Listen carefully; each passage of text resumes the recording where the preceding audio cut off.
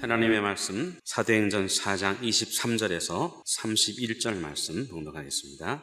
사도들이 노임에 그 동료에게 가서 제사장들과 장로들의 말을 다 알리니 그들이 듣고 한 마음으로 하나님께 소리를 높여 이르되 대주제여 천지와 바다와 그 가운데 만물을 지은 이시요 또 주의 종 우리 조상 다윗의 입을 통하여 성령으로 말씀하시기를 어찌하여 열방이 분노하며 족속들이 허사를 경영하였는고 세상의 군왕들이 나서며 관리들이 함께 모여 주와 그의 그리스도를 대적하도다 하신 이로소이다. 과연 헤롯과 본디오 빌라도는 이방인과 이스라엘 백성과 합세하여 하나님께서 기름 부으신 거룩한 종 예수를 거슬러 하나님의 권능과 뜻대로 이루려고 예정하신 그것을 행하려고 이 성에 모였나이다. 주여 이제도 그들의 위협함을 굽어보시옵고 또 종들로 하여금 담대히 하나님의 말씀을 전하게 하여 주시오며 손을 내밀어 병을 낫게 하시옵고 표적과 기사가 거룩한 종 예수의 이름으로 이루어지게 하옵소서 하더라. 빌기를 다함에 모인 곳이 진동하더니 무리가 다 성령에 충만하여 담대히 하나님의 말씀을 전하니라. 아멘. 오늘 함께 예배드리는 모두에게 하나님의 은혜가 있기를 주의 이름으로 축원합니다. 옆에 계신 분 보고 우리에게는 희망이 있습니다. 이렇게 할렐루야. 우리에겐 희망이 있습니다. 높은 산 위에 있는 나무가 바람을 많이 탑니다. 바람을 안 타려고 한다면 그 높은 산에 나무가 있을 수 없지요. 그러나 바람을 많이 타는 나무는 뿌리가 든든해지고 또 그 체질이 강해져요. 그래서 나무 중에 아름답게 자라고 또 건강하게 자랄 수 있는 겁니다. 그런 것처럼 여러분 가정에 가장이 되고 지도자가 되고 어떤 곳에 리더가 되면 다른 사람들하고 생각을 가끔 달리 할 때가 있습니다. 저는 어릴 때에 가난을 경험을 해봤어요. 그 가난을 극복하는 우리 어머니를 생각을 해보니까 우리 어머니는 늘 자녀들에게 뭔가 먹일 수 있으면 자존심도 없이 늘 어디 가서 일을 해요. 밭일도 하고 해서 하고 또 제가 아주 몸이 약하고 고기 먹는 병이 걸렸어요. 배가 빠물하게 나와서 고기 먹으면 낫는다고 그럽니다. 그 당시에. 그러니 어떤 집에 짐승을 한 마리 잡았다고 소식을 듣고 가서 조금만 둬라 얘기를 했는데 안 줬대요. 집에 와서 낙심하고 저를 붙들고 우는 어머니의 모습을 봤습니다.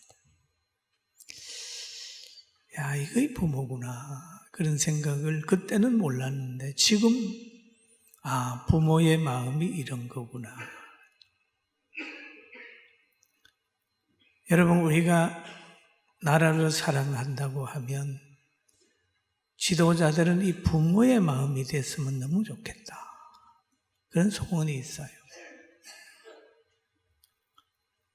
우리가 부자 나라나 부잣집에 가서 조금 자존심이 상해도 그 백성들이 잘 먹고 잘 살 수 있는 환경이 된다면 얼마나 좋을까? 라고 하는 소원을 가지고 모든 환경을 풀어간다면 우리 대한민국에 더 아름다운 미래가 있지 않을까라는 생각을 하고 있습니다. 여러분, 우리도 모두 지혜를 가지고 어려움을 잘 극복하게 되기를 주님의 이름으로 축원합니다. 그리고 하나님은 그 시대마다 꼭 필요한 사람을 불러서 세우시고 복 주시고 쓰셔요. 그리고 아브라함이라는 사람을 불러서 아브라함아, 내가 너를 믿음의 조상으로 세우려고 한다. 너는 본토 친척 아비 집을 떠나 내가 너에게 지시하는 땅으로 가라. 그럴 때 아브라함이 부모의 곁을 떠나서 자기 젊음이 있고 또 어릴 때 추억이 있는 그 고향 친척을 떠나서 하나님이 지시하는 땅으로 갔어요. 그래서 믿음의 조상이 됐잖아요. 또 성경에 보면 하나님이 엘리야를 선택을 해가지고 그 이스라엘이 아합으로 인하여, 아합의 아내 이세벨로 인하여 온 나라가 망쳐져 버렸어요. 하나님을 잘 섬기는 나라가 완전히 이방 신이 지배하는 나라가 되어버렸어요. 그럴 때 하나님이 엘리야를 불러서 갈멜산으로 불러서 기도하게 하고 제단 쌓게 하고 하나님이 자기를 나타내 주심으로 인하여 다시 이스라엘이 회복되는 그런 것들도 성경에 나와 있습니다. 여러분, 오늘 예배드리는 여러분과 저를 하나님이 이 시대 속에 불러서 우리에게도 각자의 사명을 맡긴 줄 알고 있는 처소에서라도 하나님을 섬기면서 성령의 능력으로 가정을, 사회를, 직장을, 교회를, 나라를 바로 세우는 복이 있기를 주의 이름으로 축원합니다. 할렐루야.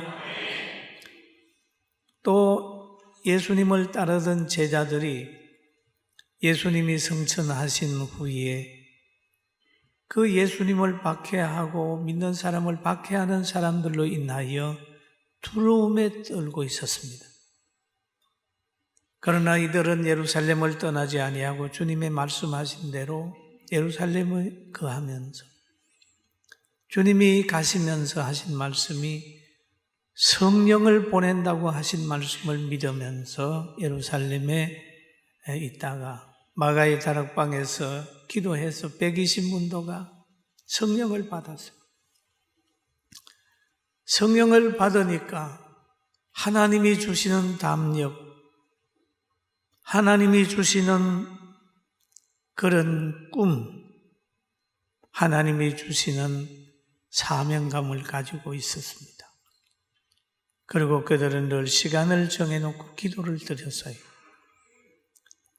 그래서 그들에게 건강 의문을 요구하는 에게 예수 이름을 주게 되니까 그가 회복이 돼가지고 걷기도 뛰기도 했다고 하는 내용이 사도행전 3장에 나오고 있습니다.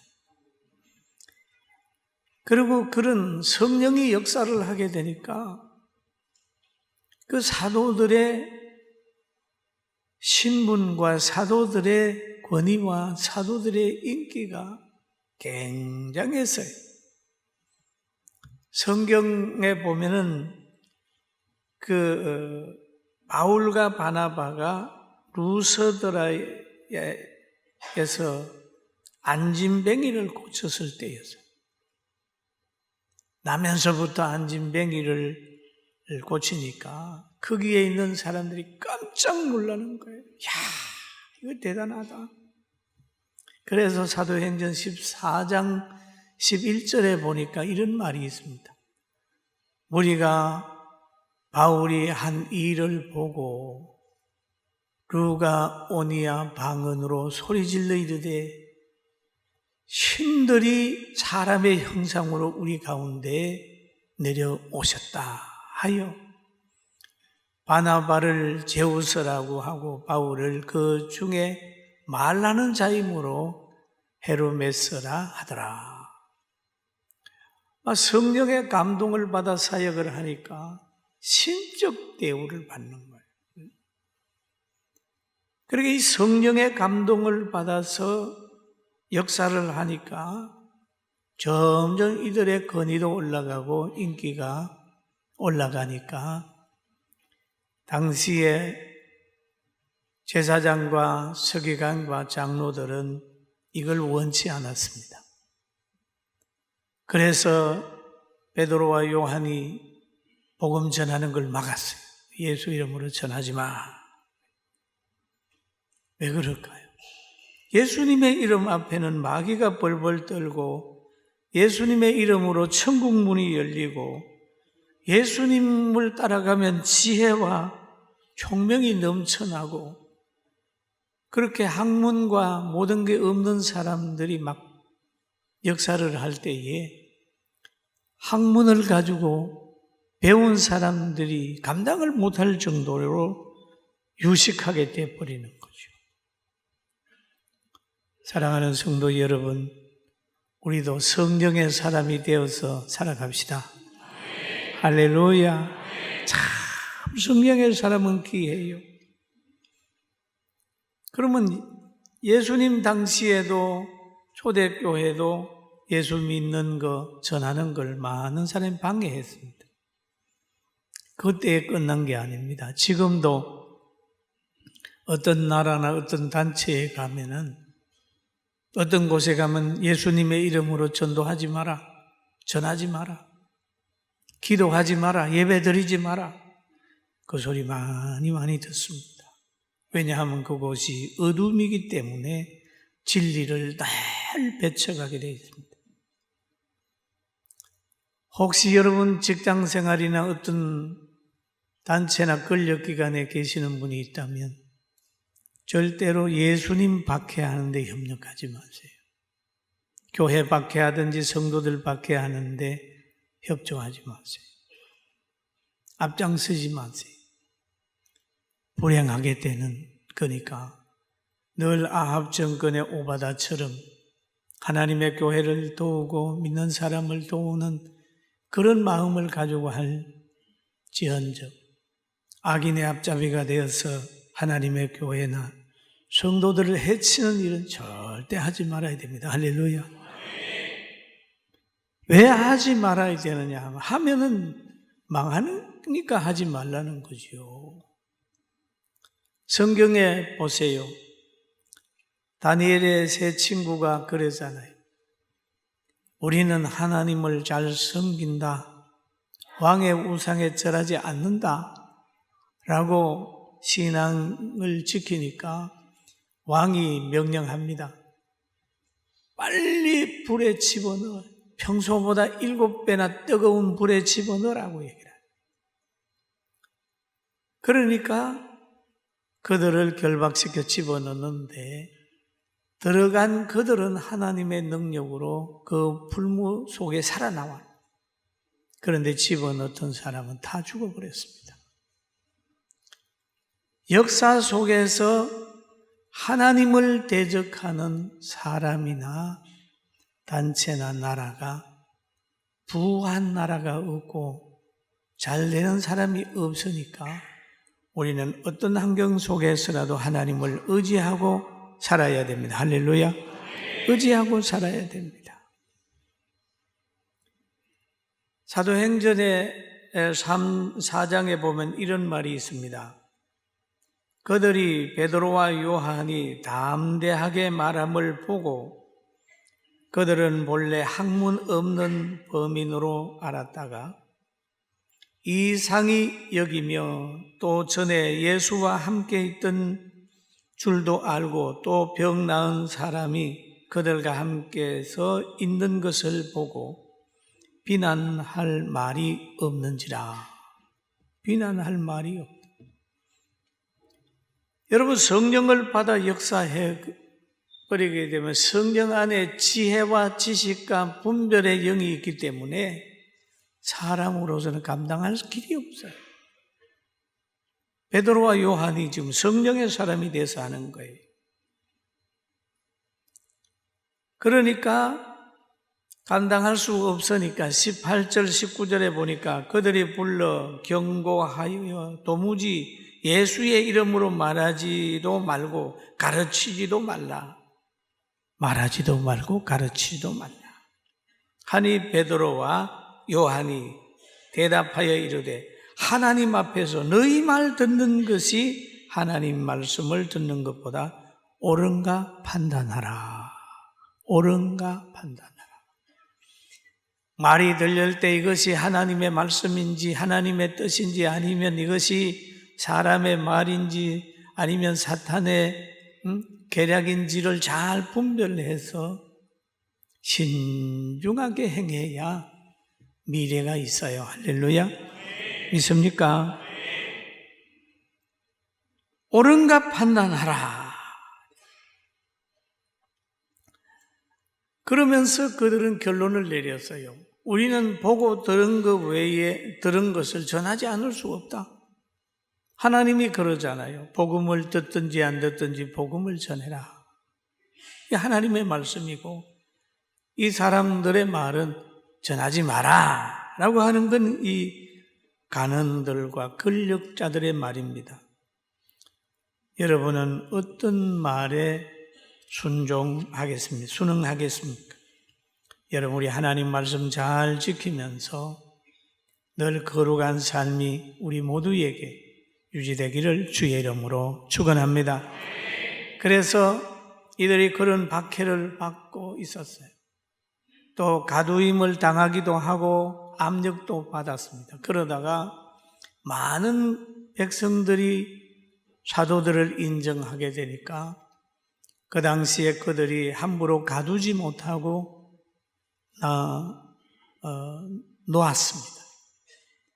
노임을 받은 사도들이 와서 한 내용이 오늘 본문의 내용인데 그 본문의 내용을 보면 그럽니다. 사도들이 노임에 그 동료에게 가서 제사장들과 장로들의 말을 다 알리니 그랬습니다. 다 알리니. 그러면 여기에 성도들은 서로 마음이 열려 있다는 거죠. 박해받은 이 얘기도 다 하는 거예요. 다 합니다. 여러분 얼마나 이 서로 간에 마음을 터고 지내는 것 너무 좋습니다. 건강한 가정에는 부부 간에도요. 좋은 일이 있을 때도 함께 나누고 어려운 일이 있을 때도 함께 이야기하면서 기도하는 거예요. 건강한 가정이. 건강한 나라도 보면은 해외 순방을 갈 때도 함께 의논하고 갔다 오게 되면 온 성도들에게 나라에게 또 정치하는 사람 서로 보고하고 함께 나누어야 돼요. 좋은 직장에서도 보면 온 직원들과 함께 목표도 정하게 되고 기도 제목도 정하게 되고 그 환경을 나누는 겁니다.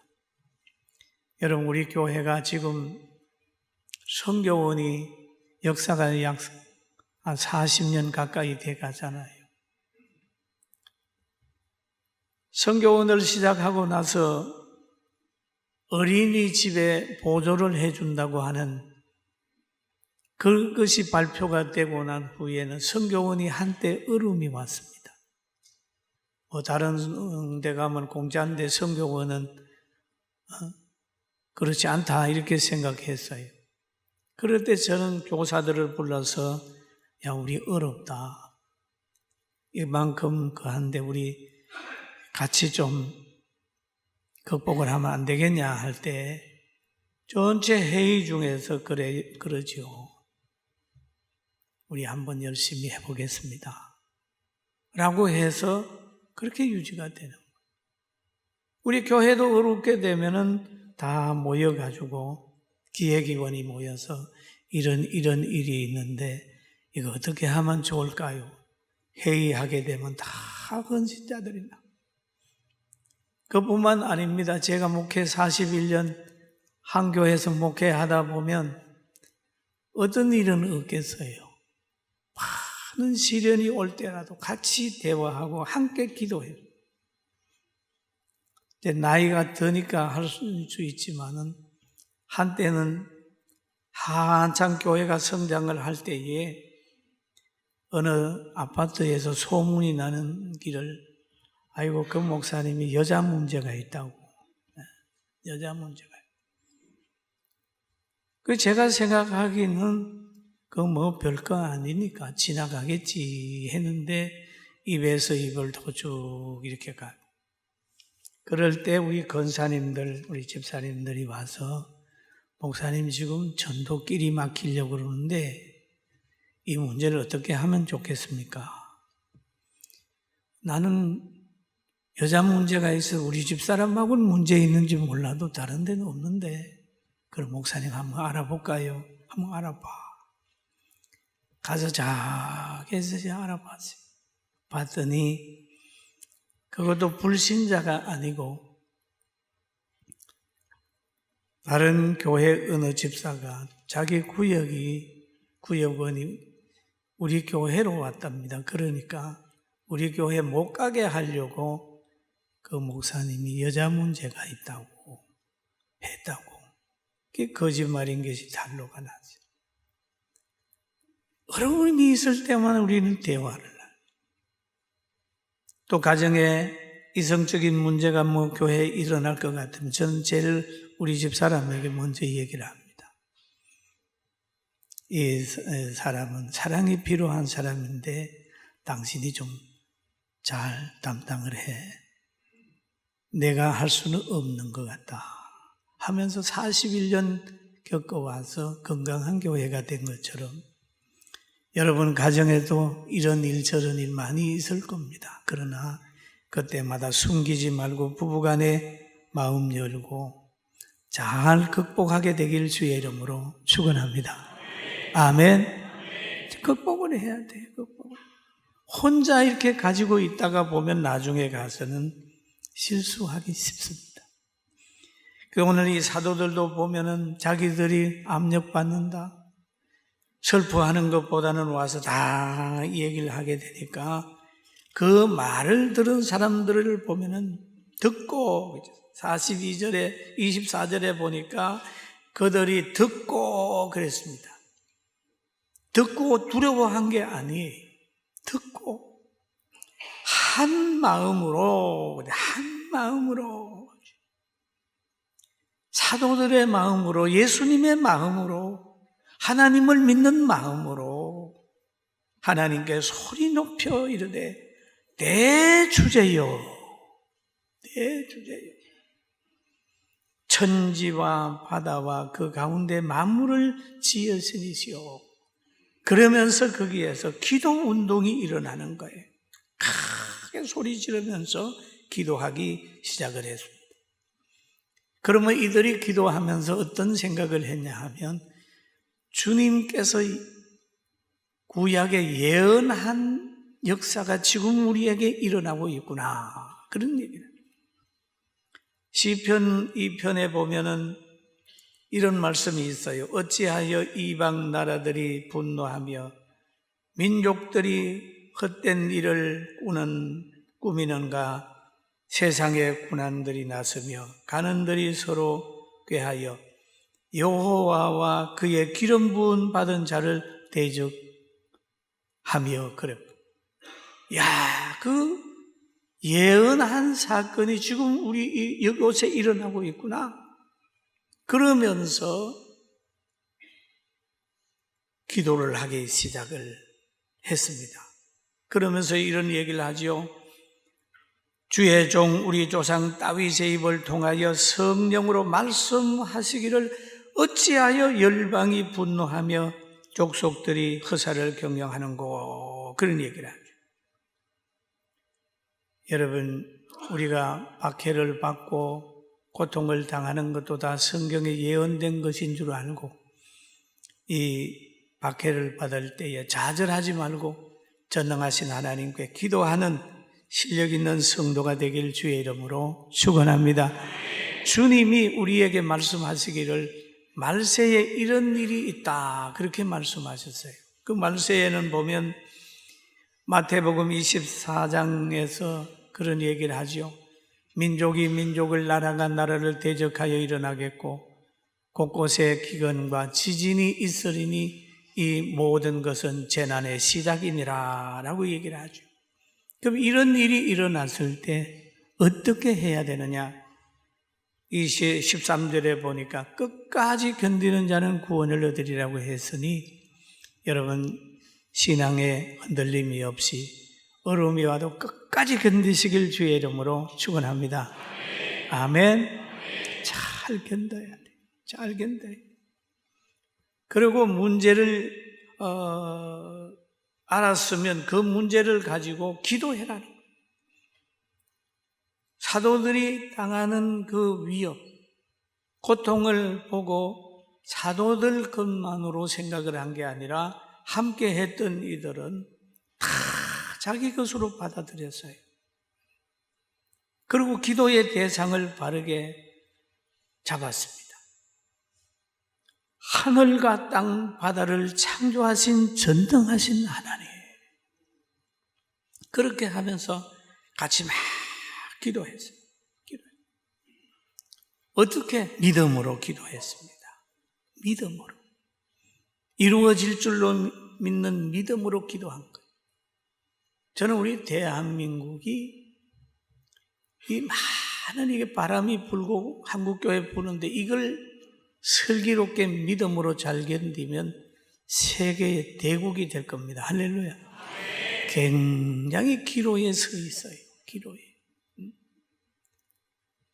요즘에 기도하다가 가끔 그런 생각을 했어요. 제가 저 시골에서 교회 다닐 때 중학생 때였습니다. 기도 많이 하는 집사님이 자녀가 셋이니까 남자야 아니면 셋인데 그 동네에 아주 잘 사는 집에 가서 빨래도 해주고 청소도 해주고 그렇게 돈을 받아와서 아이들을 잘 키우더라고요.